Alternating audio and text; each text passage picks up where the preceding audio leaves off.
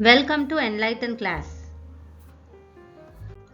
இன்னைக்கு நம்ம பார்க்க போகிற நம்ம டெய்லி யூசேஜில் வரக்கூடிய சென்டென்சஸில் கன்ஜங்ஷன்ஸை, அதாவது இணைப்பு சொல்ல ஹைலைட் பண்ணி பார்க்க போகிறோம். ஸோ த்ரூ கன்ஜங்ஷன்ஸ் மூலிமா நம்ம simple sentence, complex sentence, compound சென்டென்ஸில் என்ன டிஃப்ரென்ஸ் இருக்குது, ஏன் அது அந்த மாதிரி பிரிக்கப்படுது அப்படின்றதையும் பார்க்கலாம். ஜோ ரயிலுக்காக காத்திருந்தார். Joe waited for the train. Joe waited for the train. இது ஒரு சிம்பிள் சென்டென்ஸ். இதில் ஒரே மெயின் கிளாஸ் மட்டும்தான் இருக்குது. மெயின் கிளாஸ் அப்படின்னா கம்ப்ளீட் மீனிங் கொடுக்குற சென்டென்ஸ். ஸோ ஒரே மெயின் கிளாஸ் இருக்கும், with a phrase or without a phrase. Phrase சேர்ந்து வரலாம், இல்லை வராமலும் இருக்கலாம். அதுதான் சிம்பிள் சென்டென்ஸ். ஸோ இந்த சென்டென்ஸ் ஒரு சிம்பிள் சென்டென்ஸ். சிம்பிள் சென்டென்ஸில் எப்போவுமே கன்ஜங்ஷன் வராது. நீங்கள் நல்லா படிச்சிங்கன்னா தேர்ச்சி பெறுவீங்க அப்படின்னு சொல்கிறதுக்கு இங்கிலீஷில் if you study well you will pass. if you study well you will pass. இது ஒரு காம்ப்ளெக்ஸ் சென்டென்ஸ். இஃப்ன்றதா இங்கே conjunction. if you study well அப்படின்றது சபார்டினேட் கிளாஸ், அதாவது கம்ப்ளீட் மீனிங் கொடுக்காது.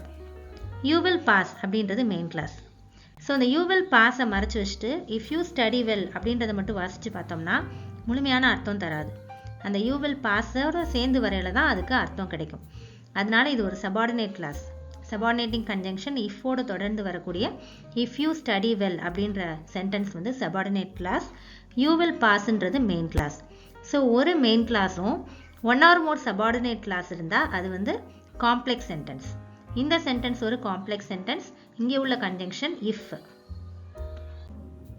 மற்றும் அண்ட், மற்றும் அண்ட். எங்களுக்கு உதவுங்கள். Come and help as.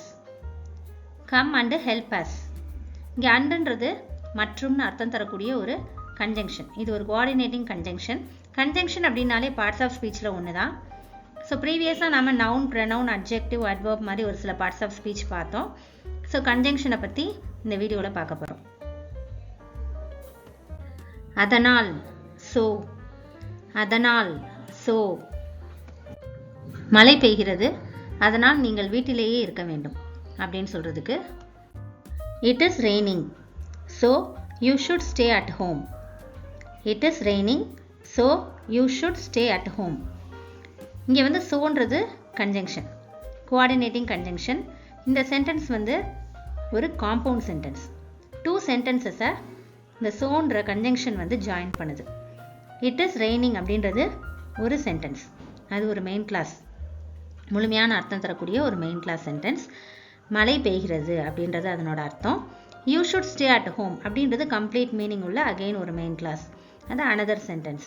So இந்த டூ சென்டென்சஸையும் நடுவில் ஜாயின் பண்ணுறதுக்கு சோன்ற கன்ஜங்ஷன் யூஸ் பண்ணியிருக்கோம். இது ஒரு கோஆர்டினேட்டிங் கன்ஜங்ஷன். ஏனெனில், பிகாஸ். ஏனெனில், பிகாஸ். நீங்கள் வீட்டிலேயே இருக்க வேண்டும், ஏனெனில் மழை பெய்கிறது. You should stay at home because it is raining.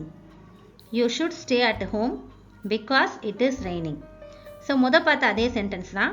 அங்கே சோன்ற கன்ஜங்ஷன் வந்துருந்துச்சு, இங்கே பிகாஸ் அப்படின்ற கன்ஜங்ஷன் வந்திருக்கு.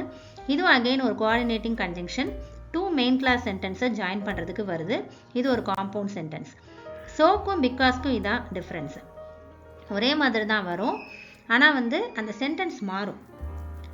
ப்ரீவியஸாக பார்த்தோம்னா இட் இஸ் ரெய்னிங், மழை பெஞ்சிட்ருக்கு, அதனால் வீட்டில் இருக்கணும் அப்படின்னு வந்துச்சு. இங்கே வீட்டில் நீங்கள் இருக்கணும், ஏன்னா மழை பெய்யுது அப்படின்னு சொல்கிறோம். ஸோ அந்த சென்டென்ஸை நம்ம மாற்றி போட்டோம்னா சோவையும் பிகாஸையும் வைஸ் வர்சாவாக யூஸ் பண்ணிக்குவோம். ஆனால், பட். ஆனால், பட். பட்டுன்றதும் ஒரு கோஆர்டினேட்டிங் கன்ஜங்ஷன். காரணம் எனக்கு தெரியும், ஆனால் என்னால் சொல்ல முடியாது அப்படின்னு சொல்கிறதுக்கு I know the reason but I can't tell you. I know the reason but I can't tell you. I know the reason அப்படின்றது ஒரு சென்டென்ஸ், மெயின் கிளாஸ் சென்டென்ஸ். பட்டுன்றது இங்கே கன்ஜங்ஷன், ஆனால் அப்படின்னு அர்த்தம் தரக்கூடிய ஒரு coordinating conjunction. I can't tell you அப்படின்றது another meaningful sentence, complete meaning உள்ள ஒரு சென்டென்ஸ். ஸோ அது ஒரு main clause. So two main clauses, ஒரு conjunction with coordinating conjunction but இருக்குது. இது ஒரு காம்பவுண்ட் சென்டென்ஸ். அல்லது, ஆர். அல்லது, ஆர். ஆர்ன்றது ஒரு கோஆர்டினேட்டிங் கன்ஜங்ஷன். நான் செல்வேன், மழையோ வெயிலோ, அதாவது மழை வந்தாலும் சரி வெயில் அடித்தாலும் சரி நான் கண்டிப்பாக போயே ஆவேன் அப்படின்னு சொல்லுவோம் இல்லையா, அதை இங்கிலீஷில் I will go rain or shine.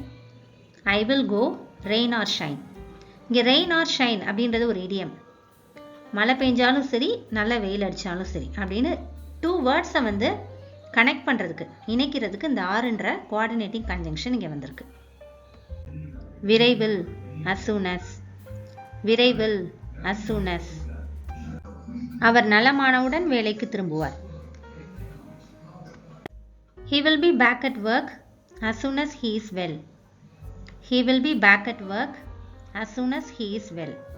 He will be back at work. அவர் வேலைக்கு வந்துருவாரு அப்படின்னு சொல்லுது இந்த சென்டென்ஸ். இது ஒரு main clause sentence, complete meaning கொடுக்குது. as soon as அப்படின்றது ஒரு subordinating conjunction. as soon as he is well, அவருக்கு உடம்பு சரியானவனே அப்படின்னு சொல்லிட்டு இது ஒரு சபார்டினேட் கிளாஸ். சபார்டினேட்டிங் கன்ஜங்ஷனோடு சேர்ந்து வர அந்த சென்டென்ஸை வந்து சபார்டினேட் கிளாஸ்னு சொல்லுவோம். ஏன்னா அது கம்ப்ளீட் மீனிங் கொடுக்காது, அது மெயின் கிளாஸை டிபெண்ட் பண்ணி தான் இருக்கும். இப்போ as soon as he is well, அவர் சரியானவனே என்ன, he will be back at work, வேலைக்கு திரும்புவார். அப்போ அந்த மெயின் கிளாஸ் இருக்கிறதுனால தான், மெயின் கிளாஸ் சென்டென்ஸ் இருக்கிறதுனால தான் இந்த சபார்டினேட் கிளாஸ் வந்து கம்ப்ளீட் மீனிங் கொடுக்குது. ஸோ இது ஒரு complex sentence. as soon as வந்து ஒரு சபார்டினேட்டிங் கன்ஜங்ஷன், இந்த சென்டென்ஸ் ஒரு காம்ப்ளெக்ஸ் சென்டென்ஸ். எந்தெந்த சென்டென்ஸில் சபார்டினேட்டிங் கன்ஜங்ஷன் இருக்கோ அது எல்லாமே காம்ப்ளெக்ஸ் சென்டென்ஸ். எனினும், தோ. எனினும், தோ. நான் வேண்டாம் என்று சொன்னாலும் அவள் வந்தாள். She came though I told her not to. She came though I told her not to. அவள் வந்தாள் அப்படின்றது she came, அதனோட அர்த்தம். இது main clause sentence, complete meaning கொடுக்குது. டோன்றது ஒரு subordinating conjunction. though I told her not to, நான் வராத அப்படின்னு சொல்லியும், எனினும் நான் சொல்லியும் அப்படின்றதோட ஸ்டாப் ஆயிடுச்சு. அந்த she came இருக்கிறதுனால தான் இந்த I told her not to வந்து கம்ப்ளீட் மீனிங் கொடுக்குது. இது ஒரு சபார்டினேட் கிளாஸ். ஸோ ஒரு மெயின் கிளாஸும் ஒரு subordinate class with a coordinating conjunction தோ ஓட வந்திருக்கனால இந்த சென்டென்ஸ் ஒரு காம்ப்ளெக்ஸ் சென்டென்ஸ். இருந்த போதிலும், இன்ஸ்பைட் ஆஃப். இருந்த போதிலும், இன்ஸ்பைட் ஆஃப். இன்ஸ்பைட் ஆஃப் அப்படின்றது வந்து சிம்பிள் சென்டென்ஸ்க்கு யூஸ் பண்ணக்கூடிய ஒரு ஃப்ரேஸ்.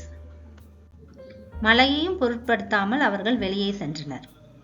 மழையா இருந்தாலும், மழை இருந்த போதிலும் அப்படின்றது தான் இங்கே மழையையும் பொருட்படுத்தாமல் அப்படின்னு வந்திருக்கு சென்டென்ஸில்.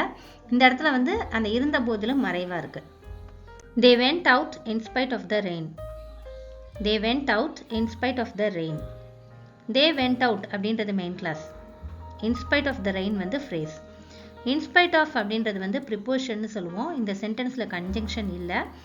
ஒரு மெயின் கிளாஸும் they went out அப்படின்றது கம்ப்ளீட் மீனிங் கொடுக்குது. அது ஒரு மெயின் கிளாஸ் வித் எ ஃப்ரேஸோட, in spite of the rain அப்படின்ற ஃப்ரேஸோட வர்றதுனால இது ஒரு சிம்பிள் சென்டென்ஸ். இதுவும் இல்லை அதுவும் இல்லை அப்படின்னு சொல்றதுக்கு இங்கிலீஷில் நெய்தர் நார். நெய்தர் நார் இது ஒரு கன்ஜங்ஷன். என்னால் ஹிந்தி பேசவும் முடியாது புரிந்து கொள்ளவும் முடியாது அப்படின்னு சொல்றதுக்கு I neither speak Hindi nor understand it.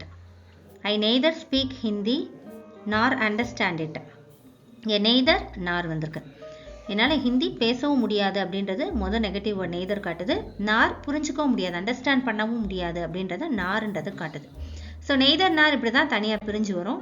கூடால ஒரு சில வேர்ட்ஸ் வந்து வரும், அந்த சென்டென்ஸ் தகுந்த மாதிரி வரும். இது இல்லைன்னா அது அப்படின்னு சொல்லுவோம் இல்லையா, இது ஒரு positive. Either or positive conjunction. Neither நார்க்கு ஆப்போசிட் எய்தர் ஆர். இதுக்கு எக்ஸாம்பிள் சென்டென்ஸ் பார்க்கலாம். இது கருப்பு அல்லது சாம்பல் நிறம். It is either black or grey. It is either black or grey. இங்கே either or, இது கருப்பாக இருக்கலாம் இல்லைன்னா கிரேயாக இருக்கலாம் அப்படின்னு சொல்லிட்டு சொல்கிறதுக்காக வந்திருக்கு either or அப்படின்றது ஒரு conjunction. I hope this helps you and thanks for watching.